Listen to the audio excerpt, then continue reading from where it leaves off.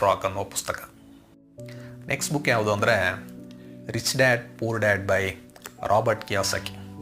ಇದು ತುಂಬ ಫೇಮಸ್ ಆದಂತಹ ಪುಸ್ತಕ, ಎಲ್ರಿಗೂ ಗೊತ್ತು. ಇದನ್ನು ಏನಂದರೆ ಹೇಗೆ ಪ್ರೊಜೆಕ್ಟ್ ಮಾಡಿಬಿಟ್ಟಿದ್ದಾರೆ ಅಂದರೆ, ಈಗ ಈ ಪುಸ್ತಕ ಓದಿದ ತಕ್ಷಣ ನೀವೆಲ್ಲ ಶ್ರೀಮಂತರಾಗ್ಬೋದು ಅನ್ನೋ ರೀತಿಯಲ್ಲಿ ಇದನ್ನು ಪ್ರೊಜೆಕ್ಟ್ ಮಾಡಿಬಿಟ್ಟಿದ್ದಾರೆ. ಆ ಥರ ಏನಿಲ್ಲ.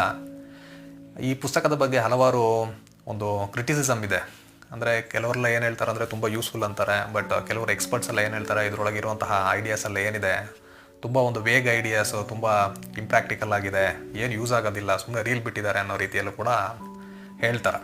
ಆದರೆ ನನಗೆ ಇದರೊಳಗೆ ಇಂಪಾರ್ಟೆಂಟ್ ಅಂತ ಅನಿಸಿದ್ದು, ನಾವು ಏನು ತಿಳ್ಕೊಬೇಕಂದ್ರೆ, ನಮ್ಮ ಒಂದು ಚಿಲ್ಡ್ರನ್ಸ್ ಏನಿದ್ದಾರೆ, ಮಕ್ಕಳಿಗೆ ನಾವು ಚಿಕ್ಕ ವಯಸ್ಸಿನಿಂದಲೇ ಶಾಲೆಯಲ್ಲೇ ಈ ಫಿನಾನ್ಷಿಯಲ್ ಎಜುಕೇಷನನ್ನು ನೀಡಬೇಕು ಅನ್ನೋದು.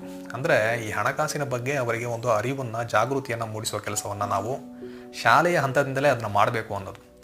ಆಗ ಅವರು ಬೆಳೆದು ದೊಡ್ಡವರಾದ